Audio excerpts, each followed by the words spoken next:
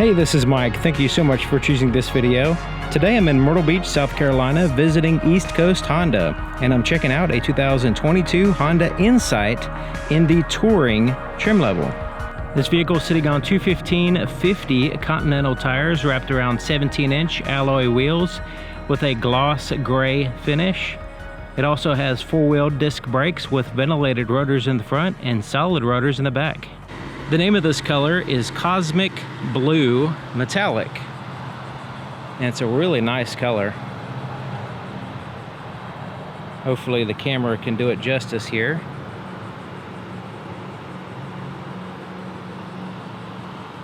So here in the front, it has the center portion, you know, in addition to the body colored portions, which are around this area, continues there in the center. Right in here in the grill area, you can see there's chrome all the way across above each headlight. But right in here is kind of like a dark gray. It's not really a gloss black, but it is a dark gray, and there's gloss portions. The raised portions are gloss, then the lower portions are a matte color. Just under the chrome, there's a slight bluish tint to this little strip right here. Now the very bottom is a matte black. The radar adaptive cruise control is located right here. The black portion extends around. It's kind of hard to tell with darker colors, but it kind of extends around the fog lights down here as well. Now the fog lights are a multi-projector LED fog light, and the headlights are a multi-reflector.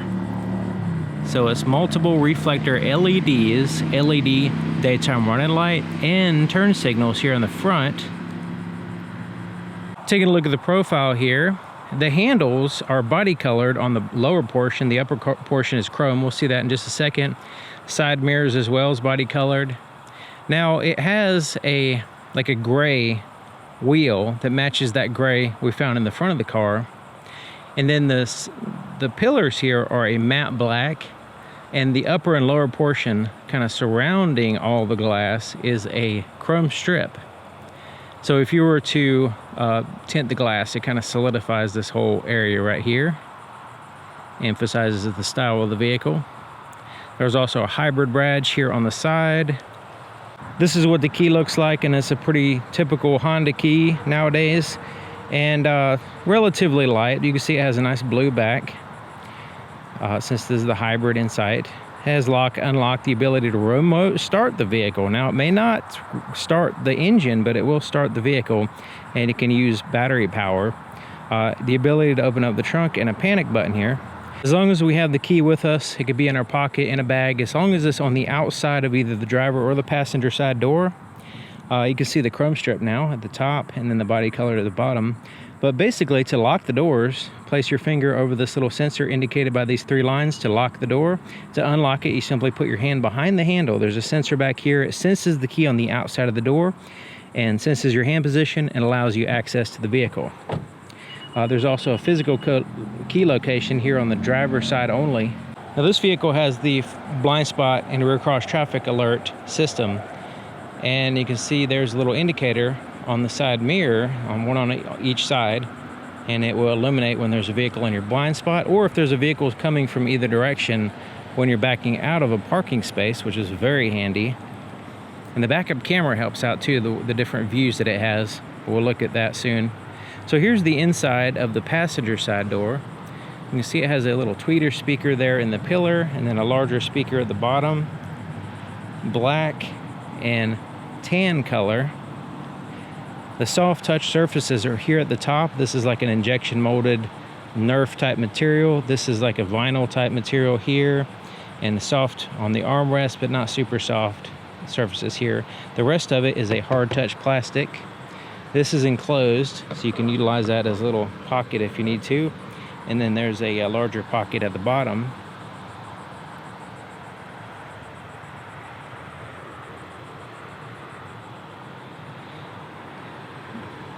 So the passenger side seat is powered, but it only is able to go forward and back. There's no up and down adjustments, and then tilt. So it's a very basic, but it is a power seat. Now these are leather trimmed, heated seats. And man, they look really nice. There's some contrast stitching in there, perforations in the middle part. Really nice, especially with this brighter color. It does look like a nice, classy, stylish interior.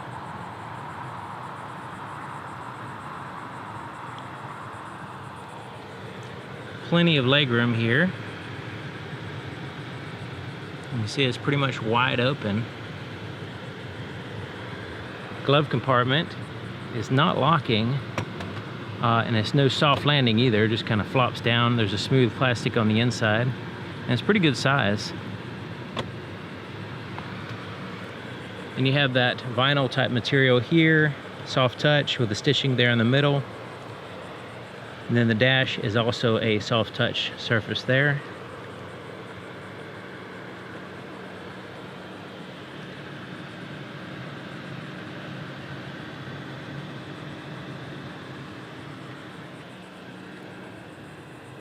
The opening in the front door is really wide open. Plenty of space, headroom, legroom, everything. It's just a wide open spot to get in and out of the vehicle. The swing of the door is excellent.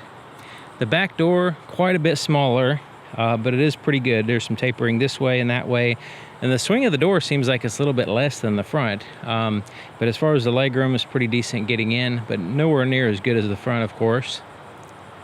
Now the inside of the back door, it has the hard touch surfaces here, soft here, and here.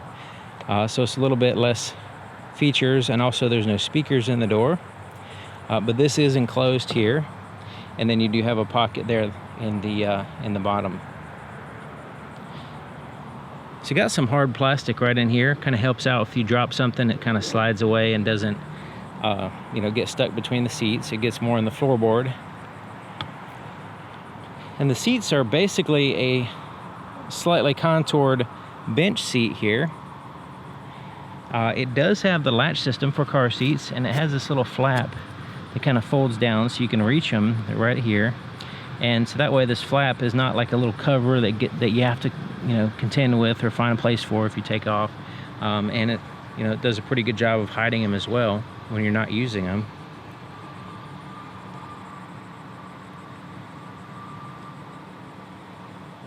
It does have an armrest and cup holders here in the center portion if you want to use that. There is a map pocket on the back of the passenger seat, but not the driver's seat. So you can see there's no one there, not one there, but there is one here. And here's the leg room. And this passenger seat's all the way back, so you give you an idea. It's got a decent amount of leg room back here. There is a hump in the middle, so you will have to deal with that, and there's no climate control vents back here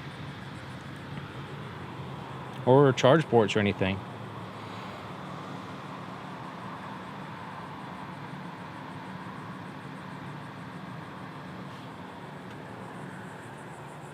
Taking a look at the back of the vehicle, there is a body colored shark fin antenna right here in the top center. The third brake light is at the base of the glass down here. It's powered by LEDs.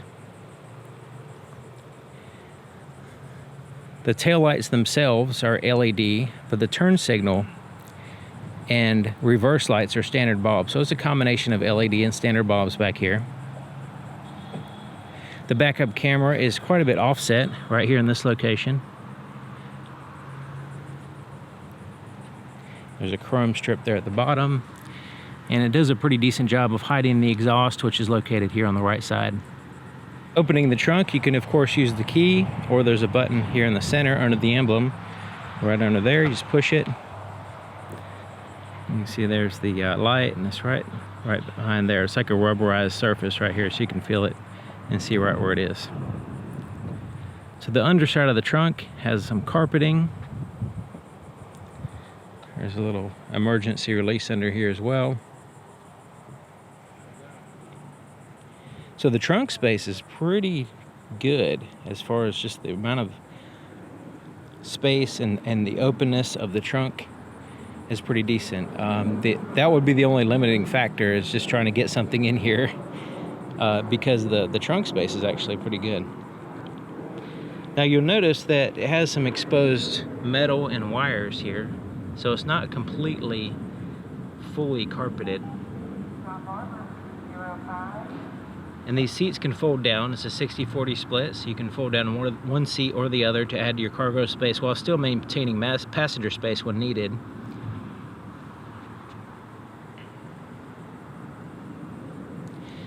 So under here is a tire inflator kit, so it does not have a spare tire.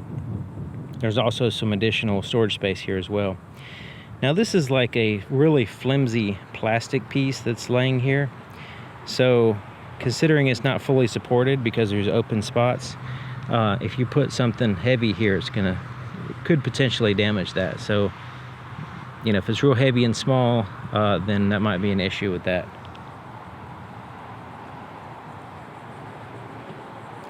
And you actually fold the seats down using these pull handles. There's one on the right side and the left side here. And you release the seats, and then you walk around and then fold them down.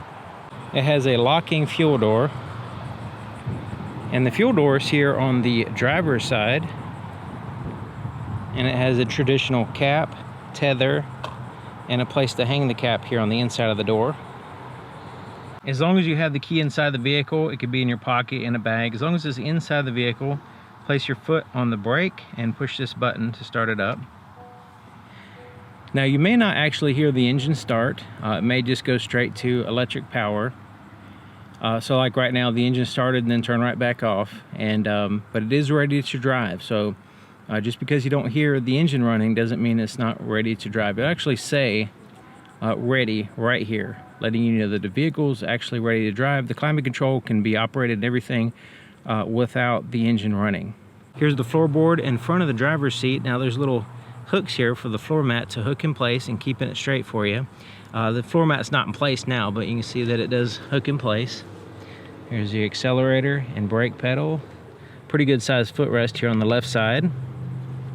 Let's take a look under the hood. To open the hood, there's a latch a little bit to the left of center. So there's a center line here. A little bit to the left, you reach in and you move it to the right and it releases the hood. So you can see there's the latch right there. And the hood's very light, so but you do have to use a prop to hold it up. So there's the prop right here, and it swings up and goes right to that where that arrow is pointing. The under portion of the hood has some insulation there. There's also a little channel for air to flow in this area, and that kind of channels it right here, so we can go in the intake and get fresh, cooler air. Now there is a seal across the back and the front to help with airflow. So here's the engine, and it looks like a pretty traditional 4-cylinder engine, front-wheel drive. You can see the coil packs. It's not covered up with a big plastic cover, so we get to see the coil packs here. And the exhaust is in the back. Intake is here in the front. Pretty straightforward as far as a 4-cylinder engine. But it also has the full hybrid system and the CVT transmission as well. And that is less obvious. Now you do have this big aluminum piece right here, plus these orange cables kind of clue that in. This vehicle is powered by both a 1.5 liter iVTEC 4-cylinder engine and an electric motor, and together with that hybrid and engine output, it puts out 151 horsepower, and it's paired to a CVT, an eCVT automatic transmission. The inside of the driver's side door is just like the other side, except for it has a few more buttons. So here's the power window controls. The front two are automatic, one touch up and down. Door lock controls are here. Side mirrors are adjusted. You just pick a side and adjust it with that little pad. You can release the trunk here as well. Now the power seat on the driver's side has the ability to tilt the seat, raise and lower the seat, so you can go up and down. So there's a lot more articulation on the driver's seat than the passenger side. And then there's a tilt there. No lumbar adjustments though.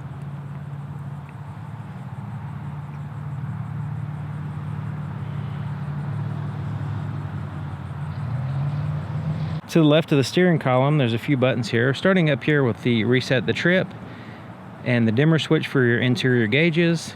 Release the fuel door, which we already saw. This is a shortcut to some of the safety features And then this is the traction control off button. Default is on, but you can turn it off here if you need to spin tires for whatever reason. It also has a tilt and a telescoping steering column, and it locks in with this lever way down here. So you have to pull it to release it, and you push it to secure the column, but it's way down there, so you gotta reach far down there to get to it. I'm sitting in the driver's seat checking it out, and I have the driver's seat all the way back and all the way down, and I'm 6 feet tall to give you an idea of what the potential legroom here is all about. So it's a little bit slightly too far back for me. I'm 6 feet tall, so you know, even if you're a little bit taller than 6 feet, it should not be a problem as far as driving this vehicle. Here in the front, I can reach everything fine, even though it's all the way back, but it's still a little bit too far back. So it has a leather wrap steering wheel, and it has a good thickness. There's stitching there on the inside. It has these little grips here at the top. And there's a lot of similarities between this one and, say, the Accord. But here on the right side is the cruise control. So you turn it on, set, resume, and cancel. It's pretty straightforward there. Now it has the adaptive cruise control that you can set the distance between you and the vehicle in front of you. Also the lane keeping assist system, which you can turn on or off independently. Now on the left side is the volume for the radio. You can change through the tracks of the radio stations, whatever, here by toggling this and this way and that way. Bluetooth controls, you can answer calls, hang up. You also have voice recognition to help you with making calls using your voice, calling people in your phone book, that kind of thing. Now this little house and this little scroll wheel, and also the scroll wheel pushes in as a secondary selection button. That corresponds with this little screen in the gauge cluster. We'll get to that in just a minute. Windshield wiper controls are here on the right side. Turn signals here on the left, but it also has the headlight controls. So it has off, parking lights, automatic, and headlights. And then your fog lights are controlled here. So the gauge cluster, very similar to the Accord, but it does look a little bit different here on the screen because it has the hybrid system that it has to, add some features. Now on the right side is your fuel gauge, on the far left. Now this is the battery level, so that would be complementing basically the fuel gauge. And it has a traditional speedometer there, and in the middle, outside temperature there, and odometer, what gear you're in, that kind of thing. And so right here is like what's going on with the power. So as you're driving, this needle is going to go up and down. When you're coasting downhill, it's going to go down in that green zone. But the higher that needle goes, the more energy you're consuming, whether it be fuel or battery level, that kind of thing. So using this button here, this home button, and this scroll wheel, and then pushing the scroll wheel in, let me show you some of the features that it has here. So pushing the home button pulls up this, and we can scroll through. I'm going to quickly scroll through so you can see what I'm talking about. There's a lot of different features here. Alright, so the first one is just the gauge only, so it shows that. The next one is Eco Drive, so it shows you that view. Power flow shows you where the power is coming from, whether it be the engine, the battery. So right now the engine is running and is charging the battery, and then it'll also show where it's powering the wheels or whatever as you drive. You also see this view on the main screen. I'll show you that in a few minutes. Range and fuel is the next one. Fuel economy kind of gives you little charts there. Speed and time, whatever your radio's doing, whatever your phone's doing. Navigation, this will just be like a digital compass. Traffic sign information will actually see traffic signs, like show you what the last speed limit sign said, if in case you missed it. Driving support, so this would be the lane keep assist, the adaptive cruise control, that kind of thing. All right, driver attention, so somehow it's able to let you know, when you're not driving at full alert or whatever, based on your responsiveness to the steering wheel and all that stuff. So maintenance, safety support. So this will be, you can go in here and turn on or off certain features depending on what you want. And warnings, like time to change the oil, that kind of thing will show up here. So that's kind of a quick rundown of some of the features there in that spot. It does have paddle shifters as well on the back. Now, even though it has a CVT transmission, you can go to a higher or lower speed ratio depending on your needs. And this is helpful for, say, engine braking, that kind of thing, when you're going down hills. So you're not utilizing the brake too much and causing a problem, overheating the brake system. Four-way flashers are here, and then this is the touch screen. So it does have a volume knob here. When you push the home button, it shows this screen here, and it kind of has tiles similar to what you would find like on a cell phone. And you can customize them, move them around, that kind of thing. And it has some kind of quick access stuff going on here, a clock that stays in the same position. And then you can go to all apps, and you can kind of scroll through and choose the ones that you want. Now, it does have Apple CarPlay, Android Auto capabilities. So let's go to the navigation first and see what that screen looks like. You can change the orientation. Alright, so kind of pinch zoom. My finger's a little bit dry, so it might not be picking them up good, but so you can see, kind of move it around. We can go to a 2D, which is top down, or 3D. Alright, let's go here. Phone, of course, you'll have your, once the phone is paired, then you'll have the functionality there. It'll have your full phone book to where you can just push the voice recognition and call out the command for calling somebody, and you can keep your hands on the wheel and eyes on the road while you're making calls, sending and receiving calls, that kind of thing. So that makes it easier and safer. Alright, we can go into settings here, and there's quite a bit of settings that you can set up the vehicle. And most of this stuff is when you first get it and you set it up the way you want it, unless there's something you want to change. This is all, you don't really go into there that much. So you have the FM here, Bluetooth audio streaming, so your phone, and then this is for your Apple CarPlay, Android Auto, and you plug in the device into the USB port, and I'll show you that in a minute, where you plug it, and then it'll have that capability. Here's the power flow, in which you can see where the power is coming from, where it's going to, your range, that kind of thing, which is nice to see, like what's going on as you're driving. And you'll notice it only shows the front tires, because it's not a rear-wheel drive system at all. It's only front-wheel drive, so it just shows those wheels there, and then it shows the engine and then the battery. So it kind of shows whether the battery's powering the wheels, the engine's powering the wheels, or whether the engine's powering the battery itself. Alright, let's go home. And trip computer. So it has trip A, trip B, and then the current drive. So you can reset these independently and see your range and your average fuel economy, that kind of thing. You can also send and receive text messages, and you'll have like pre-made responses. So if somebody sends you a text, instead of getting your cell phone out and texting while you're driving, you can just respond using the system here, using your voice. And you can say, choose option 1 or 2, and it'll kind of like give you some options there that you can respond, or you can just tell them you're driving and you can't respond, that kind of thing. Satellite radio, USB 1, USB 2 ports for,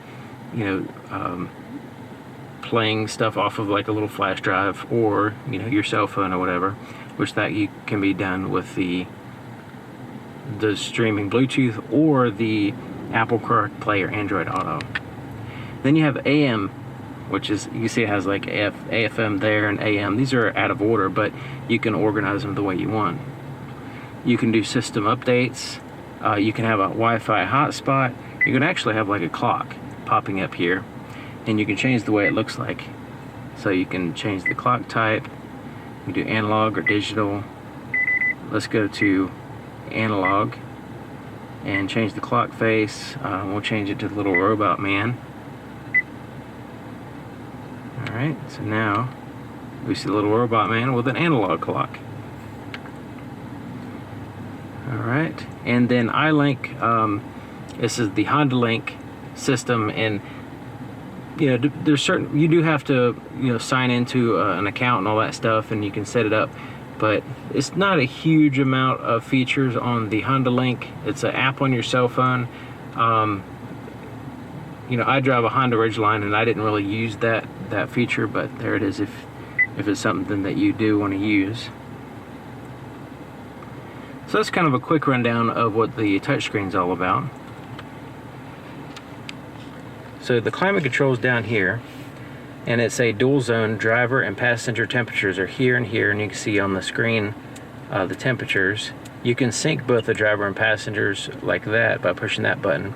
Unsync it by pushing the button again, or just simply start moving this dial and it'll unsync the temperatures. It does have the automatic, so you can just set the temperature, push automatic, and it kind of like automatically blows the air in certain places, and also adjust the fan speed. So it's in manual mode now, so I can adjust the fan speed manually and where I want the air to blow. Can turn it on or off here, and the air conditioner on or off. So the heated seat, it's a 3-stage, so high, medium, and low.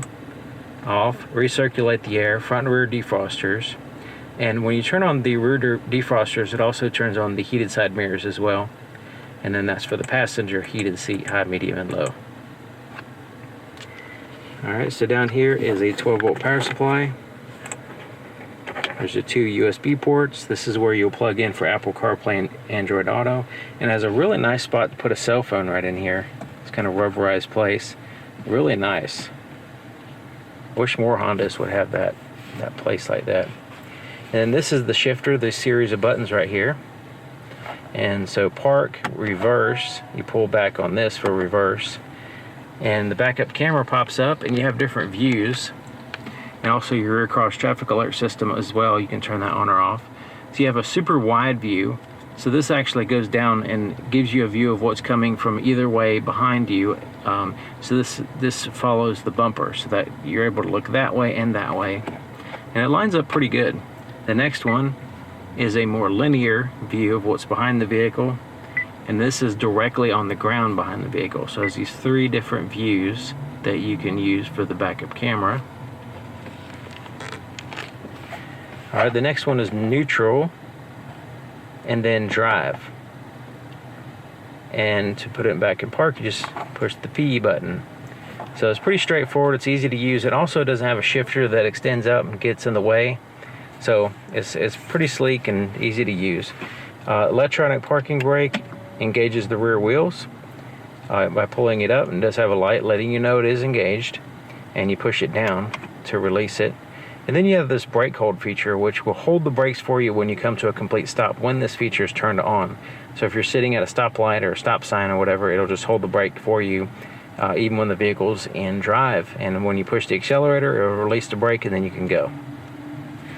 So you have the Eco mode, Sport mode, and the EV mode. So Eco mode will be kind of like a blend of fuel economy and try to save fuel as much as possible, but it still uses the engine.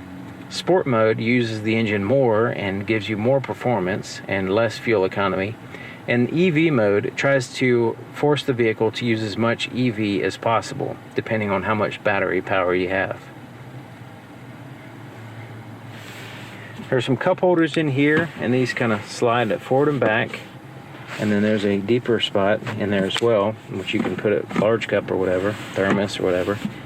You can also take this out if you want. And it has this little tiny armrest here, and it's relatively soft, kind of small. It goes forward and back. It also lifts up. And then there's this little tray right here, which you can slide forward and back, just like the cup holders. And then there's like this junk drawer back here in the back. So you can slide everything back like this. You can see in what's in the front. It has this divider as well.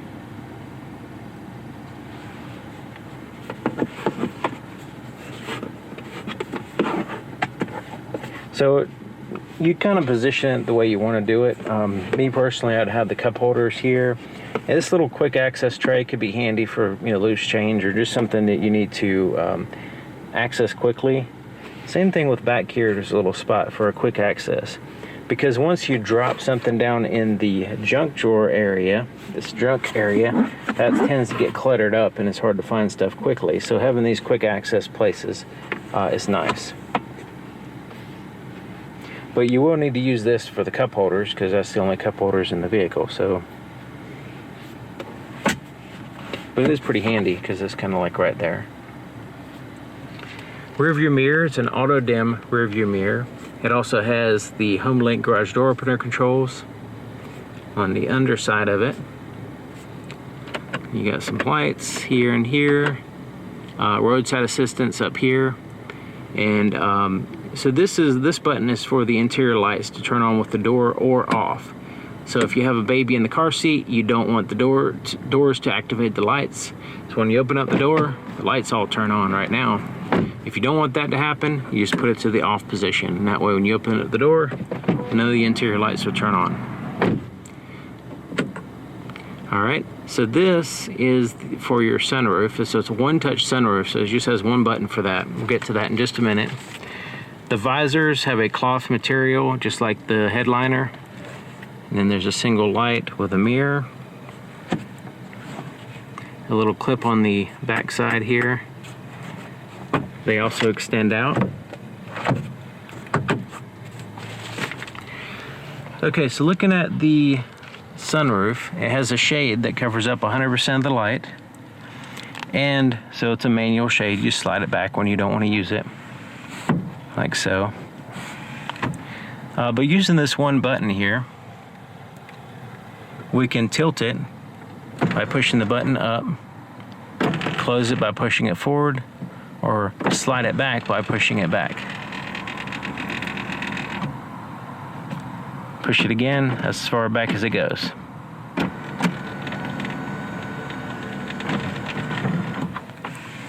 All right, now let's look at the visibility in the back. So it has pillars back there, headrests, but they don't really get in the way too much. And then there is a little light, a little window in the rear pillar. It kind of helps out with visibility. If there's like a passing car back there, you can kind of see over your shoulder and see in that position pretty decently. Now it does have the backup camera, the blind spot detection system, rear cross traffic alert technologies to help you out with blind spots and stuff like that. So anyways, there you go. Thank you for watching, and thank you to East Coast Honda here in Myrtle Beach, South Carolina, and I'll see you guys next time.